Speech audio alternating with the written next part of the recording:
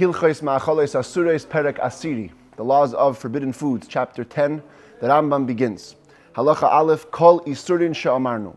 All the prohibitions which we discussed in the last 9 days, not eating non-kosher animals, not eating non-kosher fish, not eating blood, not eating fats, all of these forbidden foods. Hein b'minei nefesh chaya. The uniting factor, the common denominator, is that they were species of living beings. They were all dealing with animals, fish, birds, or their products. V'yesh isurin acherim shel Torah, but there are other biblical prohibitions that relate to food that are not coming from living beings, rather bezerah haaretz. They are from the produce of the earth. And that's the ones we're going to discuss today. V'hein, they are 4 things. Chadash, new grain. We're going to define what this means. The Kilei Hakerem, mixtures in a vineyard. We're also going to define what that means. The Tevel, Tevel means untithed produce. Every time you harvest produce, you have to give a bunch of gifts to the Kohen, to the Levi. So Tevel is the produce before those gifts were given. The Orlah and Orlah. Orlah literally means blocked, but it's a reference to the food that grows on a tree for the first 3 years of its production. It's forbidden to eat from the produce of the first 3 years. And the Rambam will go in order and define each of these. Chadash Ketzat. What exactly is meant, or what is the prohibition of new grain? Kol echad mechamisha min tzvua bilvad. Any of the 5 types of grain. Only the 5 types of grain. And these are on the screen. Wheat, barley, spelt, oats, and rye. Halachically, these are the 5 grains that are considered grain. It's like, not corn, not rice, not millet. All those things aren't called grain according to the Torah. Tvua, grain only refers to one of these types of the 5 grains. Asur lechal mehachadash shaloi. It's forbidden to eat from any new crops. Koydem sheyikrav ha'omer b'shisha asar b'Nisan. Before the Korban Omer is brought on the 16th day of Nisan. 16th day of Nisan is the 2nd day of Pesach. Typically, new grain began to grow just before Pesach. So there's a special mitzvah in the Torah that on the 2nd day of Pesach we should bring a sacrifice of barley. Only barley. Omer se'orim. And by bringing this sacrifice of barley, so to speak, giving Hashem the first of the new produce, that was what allowed the rest of the Jewish people to eat from their new produce. But until that korban was brought on the 16th of Nisan, nobody could eat from new grain. Shenemar, as it says in the verse, a clear verse, V'lechem, v'kali, v'charmel, lo tochlu. Bread, toasted grain, roasted grain. Fresh grain, you shall not eat. Until, you see the rest of the verse on the screen, Ad etzem hayoim hazeh, till the middle of this day, which is the 16th of Nisan, Ad haviachem et korban Elohechem, till you bring the korban that belongs to Hashem, the korban of the barley. Until then, no eating the new grain.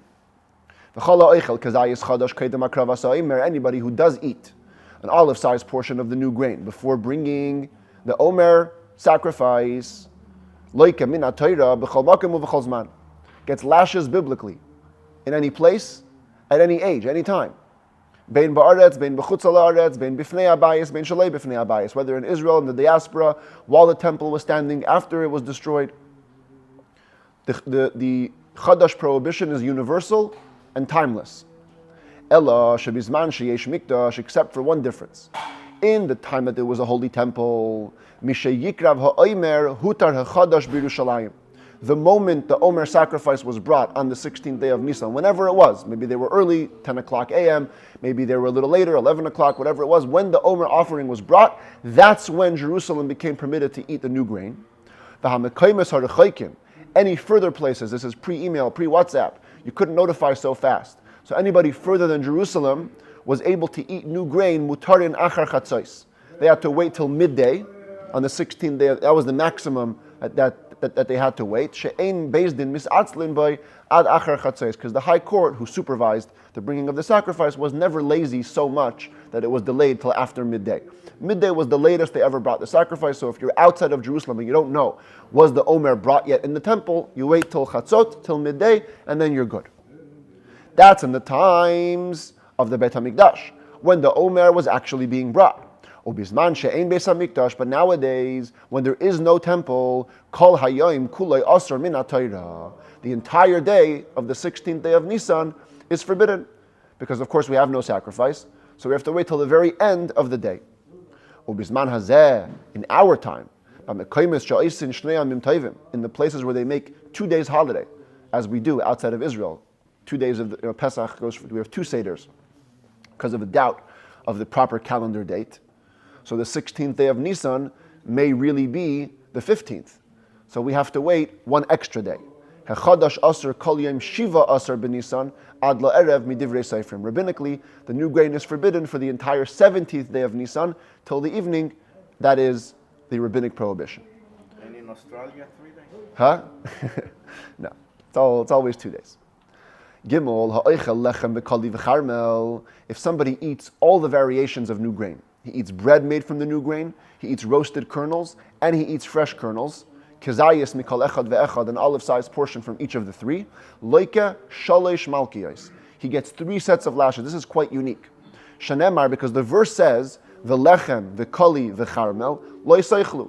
You shall not eat bread, roasted grain, and fresh grain. Now, usually, when the Torah couches a prohibition in a general term, here it only says lo tochlu once.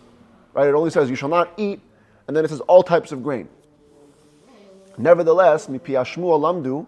So usually in those cases when Torah gives general prohibitions, we don't get lashes separately for them. Over here, mipi hashmuah lamdu, we have a clear tradition from Moses on Mount Sinai, sheshlashtan belavin chalukin zemizeh, that these 3 categories are forbidden in separate prohibitions. In other words, if you're counting the 630 mitzvahs of the Torah, 3 of them will be this: 1 prohibition not to eat bread, 1 prohibition not to eat roasted grain, 1 prohibition not to eat fresh grain. And if you transgress all 3, you get 3 separate sets of lashes. Halacha Dalid, what is defined as new grain? Does new grain have to have grown that year, been harvested that year, just been planted? I think so. So the Rambam says, a very interesting threshold, Kol tvua shehishrisha, koidem hakrav ha'omer. Any grain that took root, it began to sprout its roots before the omer was brought, afal pisha lo nigmara ela achar shekarav, even though it only completed its growth after the Omer was brought. So let's say it took root 10 days before Pesach, even if it finishes Lag BaOmer time or Shavuot time, Muteres ba'achila mishakarav ha'omer, it becomes permitted to be eaten based on the Korban Omer of that year.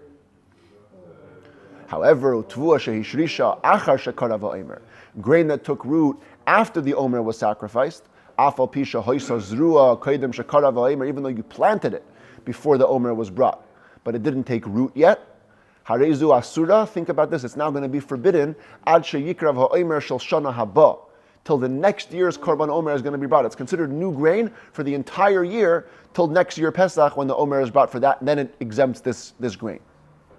This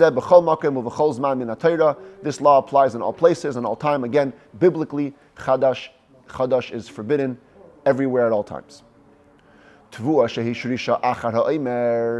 What about the following case? There's a bit of a doubt in this case. Follow the details here. You planted something, let's say a month before Pesach, okay? It takes root, the grain takes root after the Omer is brought. Uktsara, and then you harvested it. So technically right now you harvested new grain.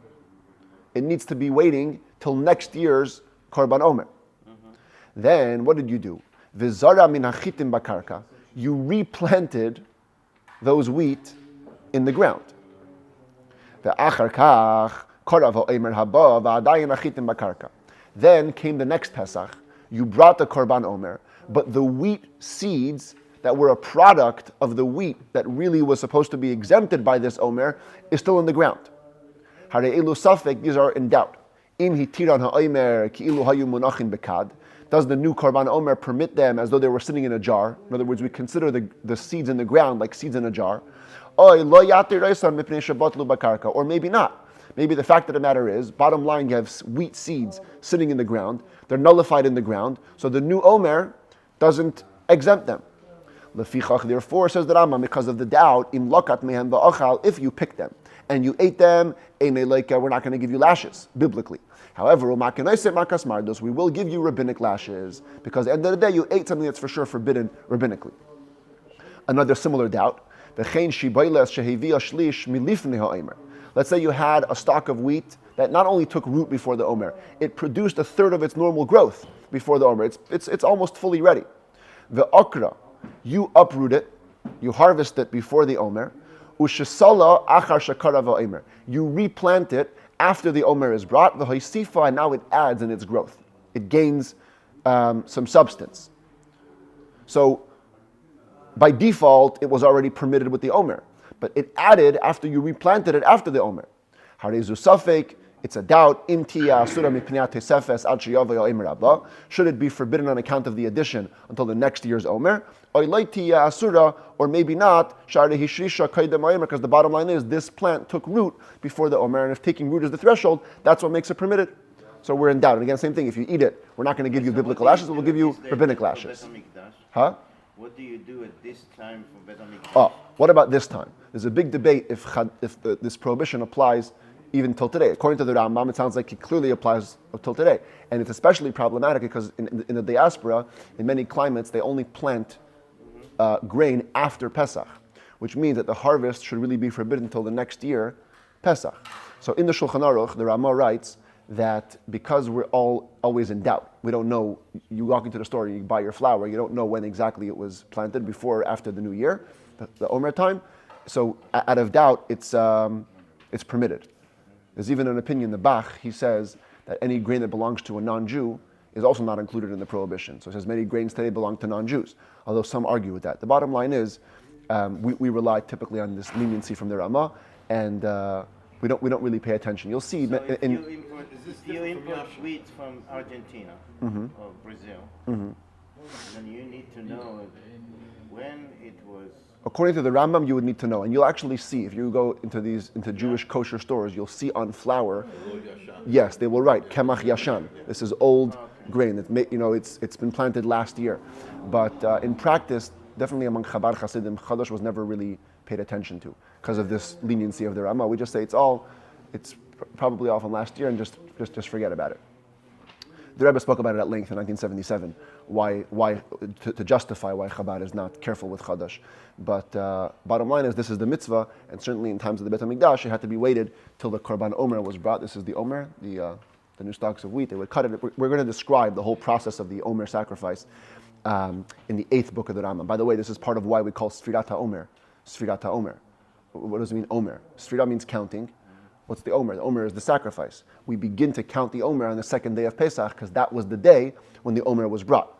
Hence it's called Sfirat HaOmer, the counting to the Omer, because it's that many days since the bringing of the Omer. At any rate, that covers, in just 5 halachot, we covered all the laws relevant to Chadash, to new grain. Next, food agricultural prohibition. Halacha Vav, Kilei Hakerem Ketzad. What is implied, or how do we define mixtures in a vineyard? Says the Rambam, Min mimine tvua, oy mine yirakos. It's a reference to grain or vegetables, shenizru im hagefen, that were planted with a vine or in a vineyard. Yeah, this is AI produced. You have a vineyard over here, these are the vines. Boom, you have carrots growing in the middle. If I would be a little more accurate, I would say that you had to actually plant the seeds together.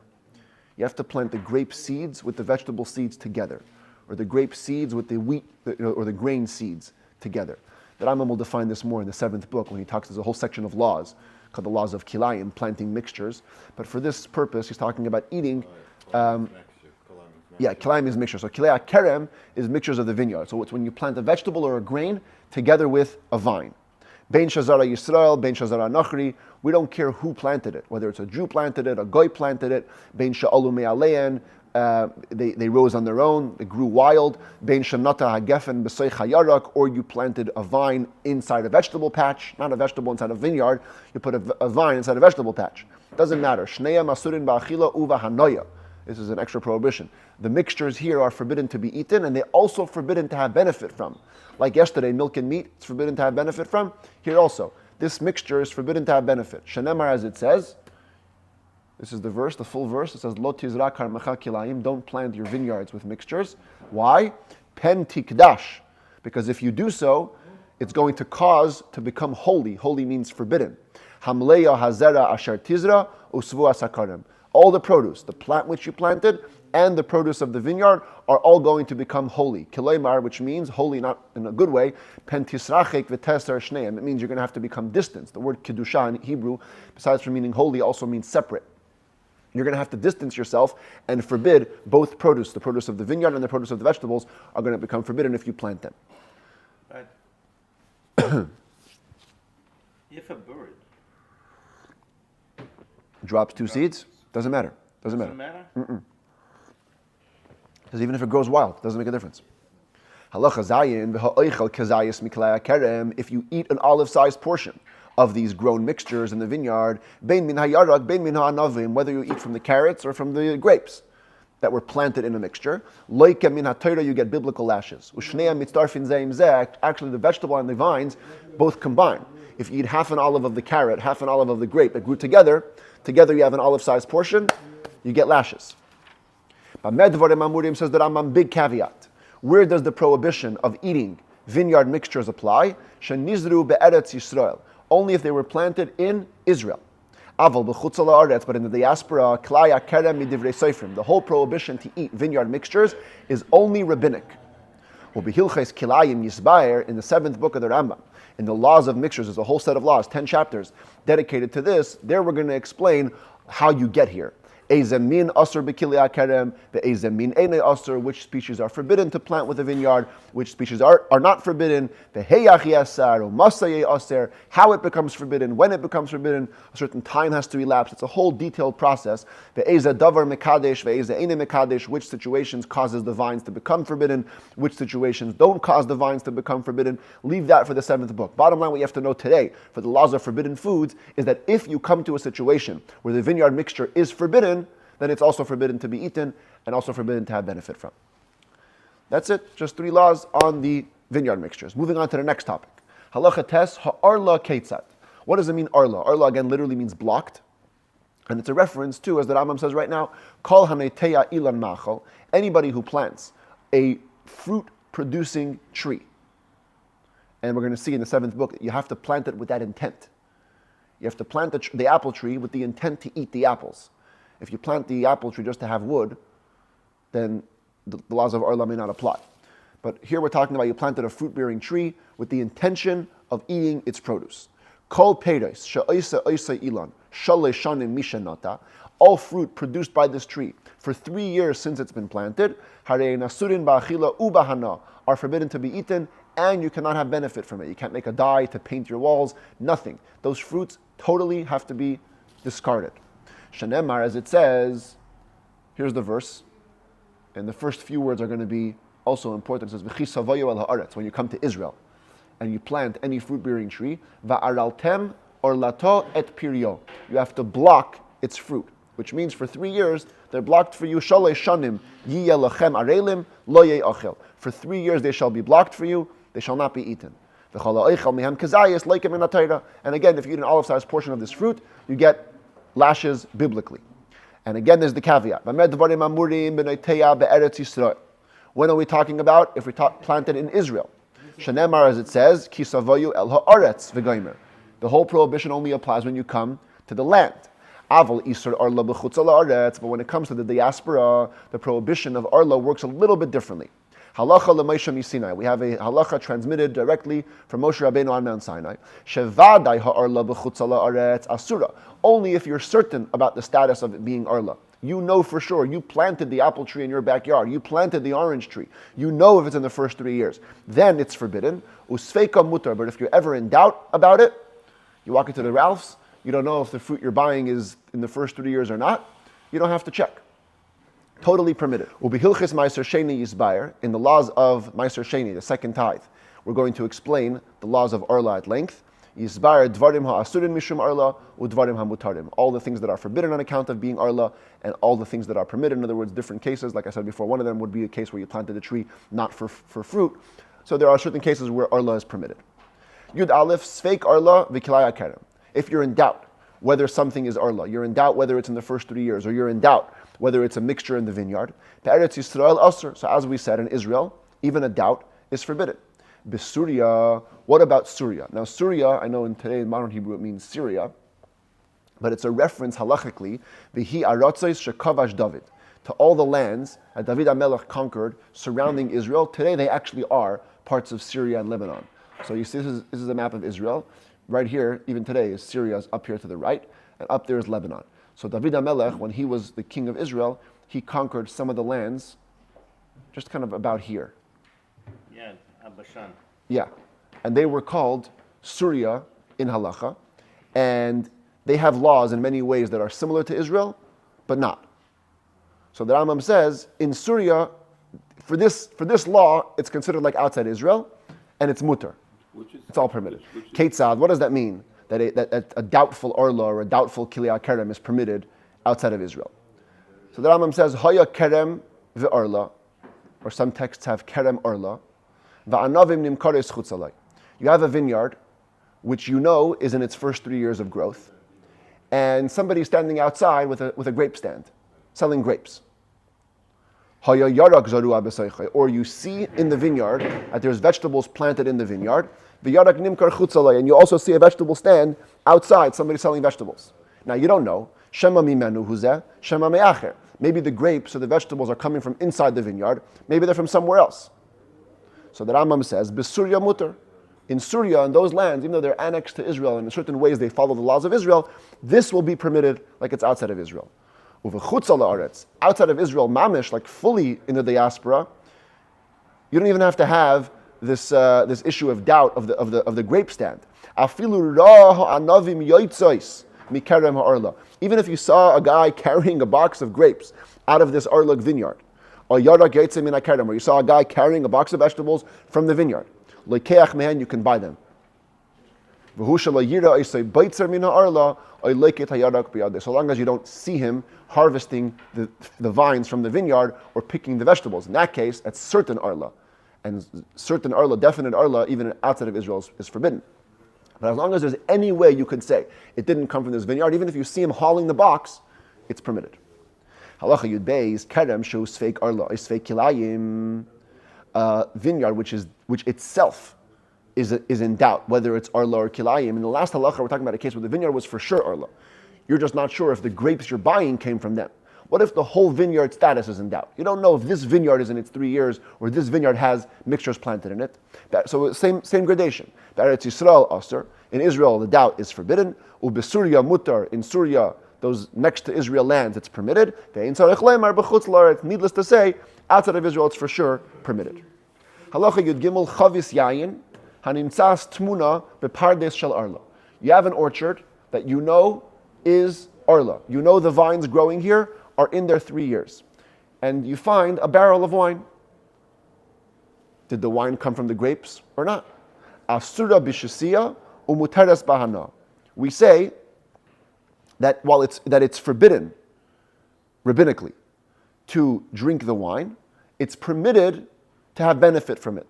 We don't think that this wine, came from these grapes. She'ein haganav goynev memakim v'taimin bay.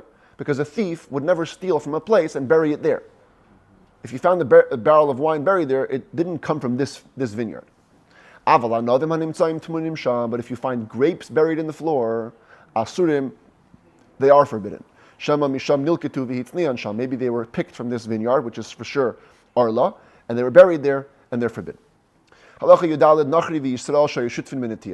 non-Jew and a Jew went into partnership, and they planted an orchard or a vineyard.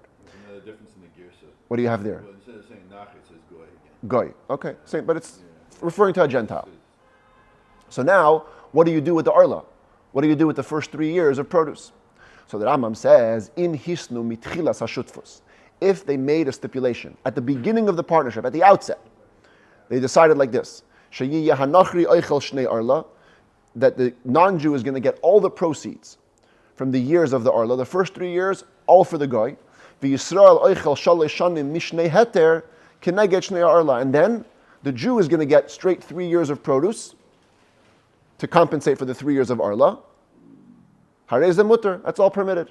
3 years for you, 3 years for me, then we'll go into a straight partnership. But if they didn't make the stipulation at the outset, then it's forbidden. Why? Because when you're a partner, everybody owns 50-50 of every piece of food. Which means that during the Orlah years, the Jew owned those Orlah fruit. Now he wants to exchange them later. That's forbidden. Now,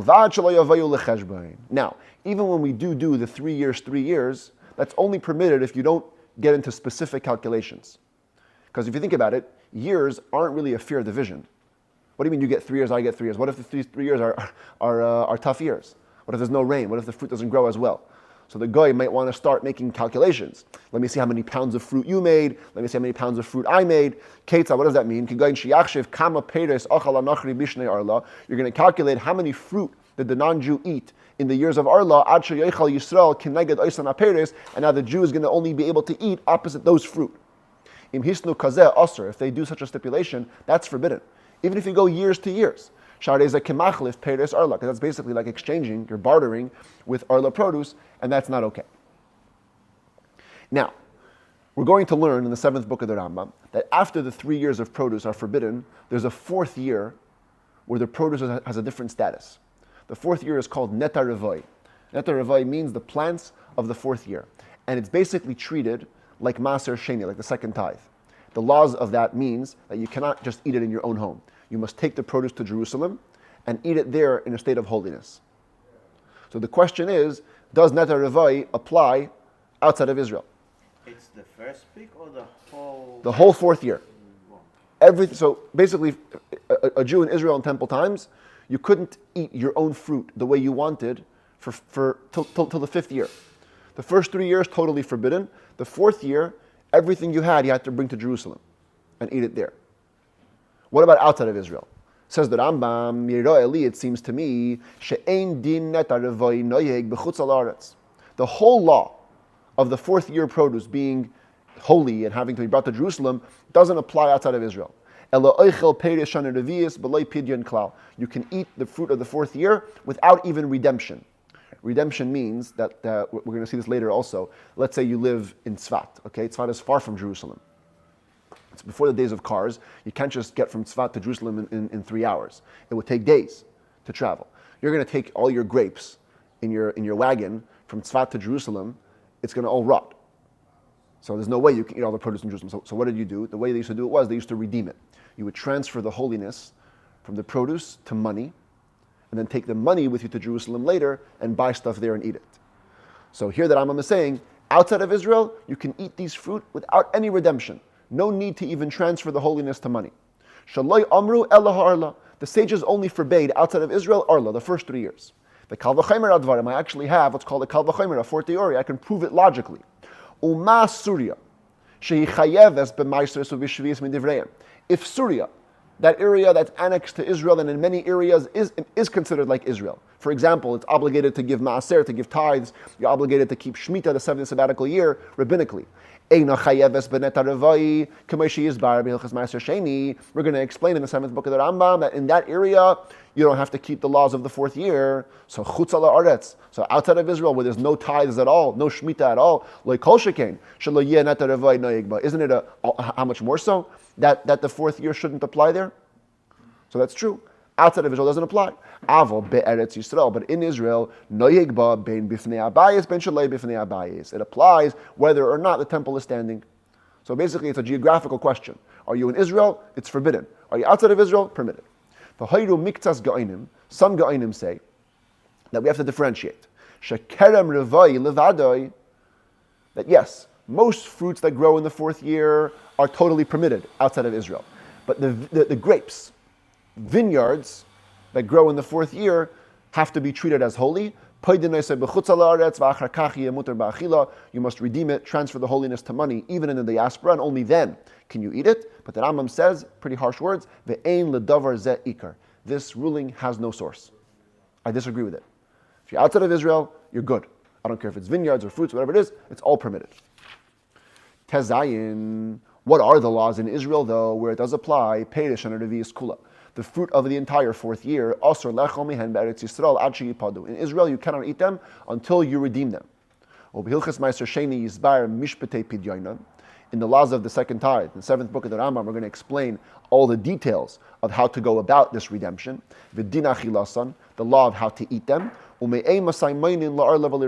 is your question from before.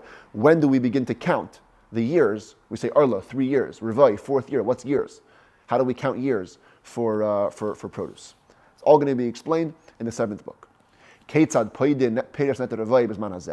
What about nowadays? Bottom line, how do I redeem fruits of the 4th year in our times? Because in times of the temple, or all the times it was easy.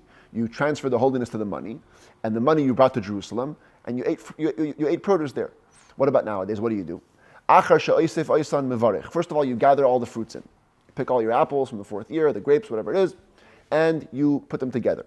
After you put them together, mevarech, you make a special blessing. Baruch atah Hashem, Elokeinu melech haolam, asher kitshanu b'mitzvaysav v'tzivanu al pidyoy netar revoy. Blessed are you, Hashem, our God, King of the universe. He has sanctified us with His commandments and commanded us to redeem the fruit of the 4th year. And then you redeem them all, even unto one coin.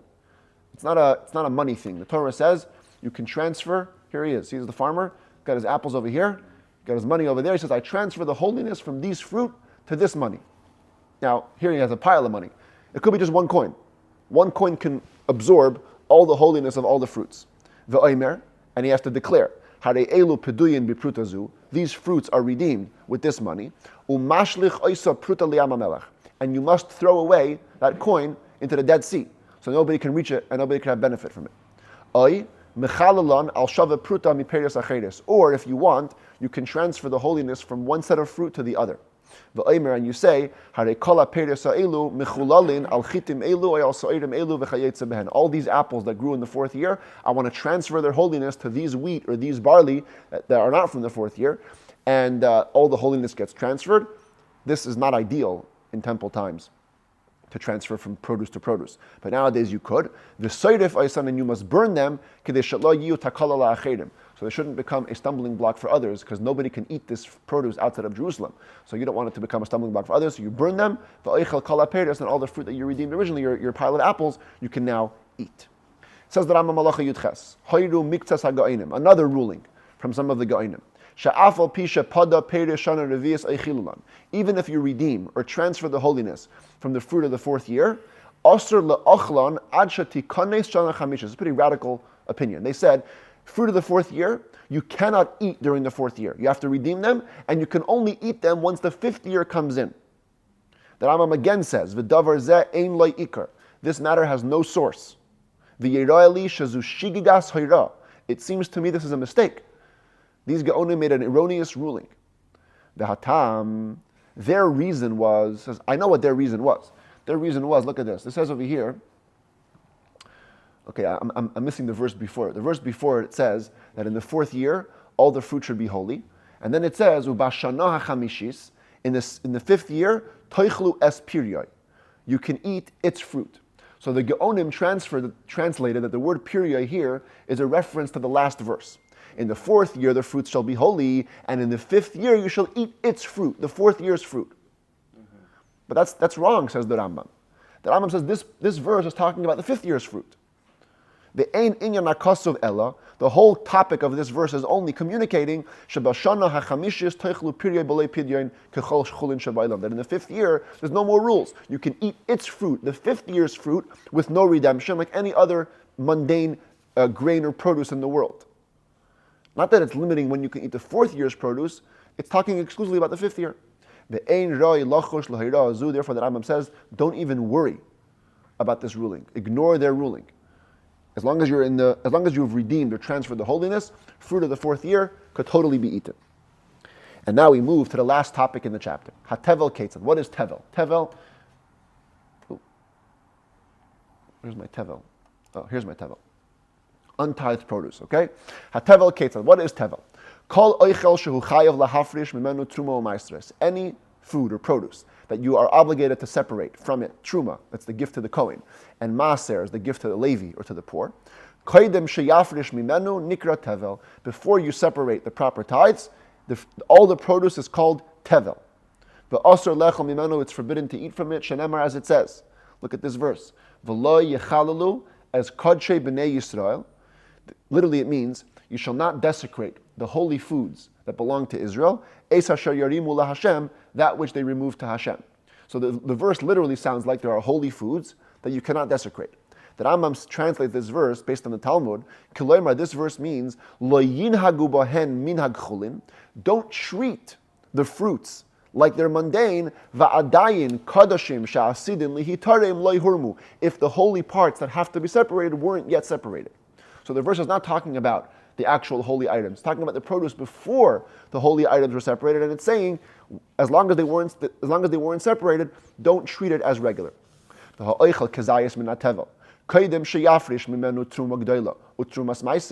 If somebody eats an olive-sized portion from tevel before separating the two main gifts, the great truma, 2% to the Kohen, and trumas meiser, 10% to the Levi. Look at this here. Sorry, to the Kohen. Look here. When you have produce, you have 2% giving to the Kohen, 10% giving to the Levi, and the Levi has to give of that 10% to the Kohen. So these two here, the Truma Gedola and Trumas Meiser, are the essential ones. If you ate from the produce before you gave these two gifts, Chayav Misa B'dei Shamayim, you're liable to death at the hands of heaven. Shenemar, because the same verse, it says, right? Don't treat it regularly. V'lo yechalalu as kotche b'nei Yisrael v'goymer. Don't treat this grain as regular. V'hisiu oisam avayin ashma. If you do, you're going to have to carry your sin of guilt. And in Torah, this expression means Hashem is going to take care of you. You're going to be killed by the hands of heaven. But that's only if you eat it before the primary gifts were taken, the truma. But if you eat from produce where the truma and the trumas meiser was already taken, all that's missing are the other meisers, 10% to the Levi, 10% to Jerusalem, or in some years, 10% to the poor, even if all that remains is the 10th gift that you give to the poor. You're only going to get lashes for eating this tevel. You're not going to get death at the hands of heaven. The whole sin of death is only given when the trumas weren't taken, the top primary gifts weren't taken. Where is the source for this law? We just showed you the verse for not eating produce that truma wasn't taken. What's the warning against eating tevel where meiser wasn't taken? You already took truma, but you didn't take meiser. Biklal shenemar, it's included in this verse. This verse says, Lo yisuchal le'echol bisharecha masar degoncha degoimer. You cannot eat in your gates. That means outside of Jerusalem. You cannot eat your tithes, your meiser. Included in that is a reference, a hint to this case where the meiser wasn't taken yet. You cannot eat it. Again, today's chapter is only about discussing the prohibition against eating. In the 7th book of the Rambam, there's the whole 15 chapters about Truma and 14 chapters about Meiser. For a whole month, we're going to be studying this stuff. Yisbar, over there, we're going to explain Eza Davar Chayav B'Truma over Meiser, Eza Davar Potter, which produce is obligated to take the tithes and the Truma, which one is exempt, Eza Davar Chayav Min HaTorah, Eza Chayav Min Divrei Seifrim, which one you're liable biblically, which one is only rabbinically. But that's all going to be explained later. If you eat an olive-sized portion of produce that's tevel, only rabbinically, let's say it's only obligated to be tithed rabbinically, Kilei Hakerem, or vineyard mixtures, or the first 3 years' produce that are only forbidden rabbinically, we're going to give you rabbinic lashes, not biblical lashes.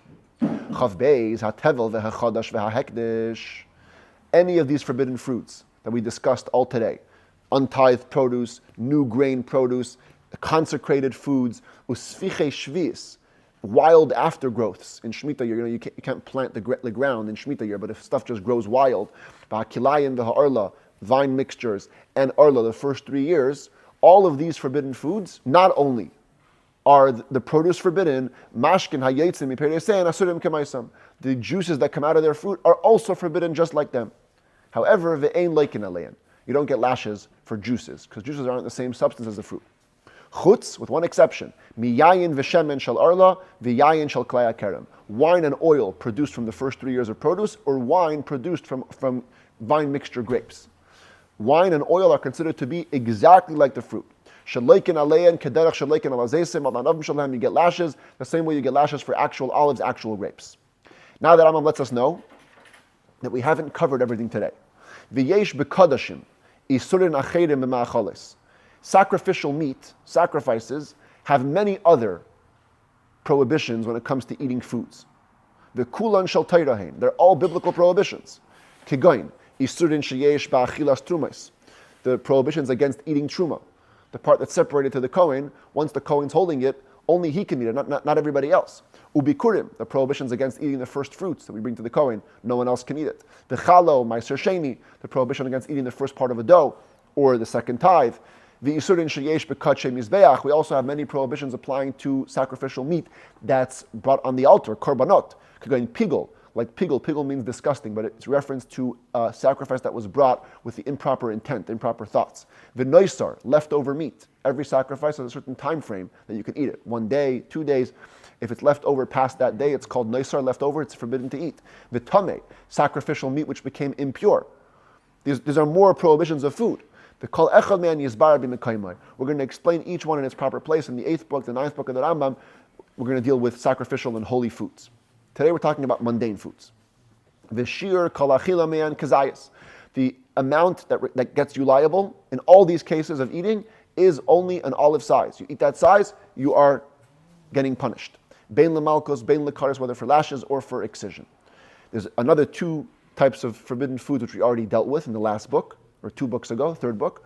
Ukvar be'arnu isur chametz bepesach v'dinov. We've explained the prohibition of chametz on Pesach and all of its laws. Behilchos chametz u'matzah, and the laws of chametz and matzah. That also goes into the category of forbidden foods, but we've already dealt with it. Aval isur achila b'yom kippurim. But what about the prohibition of eating on Yom Kippur? That's not a forbidden food. That's a forbidden guy. In Torah we call this gavra and chefza. There's no object that's forbidden on Yom Kippur. There's a prohibition on you not to eat. Isur min bifnei atzmai. That's a separate type of prohibition.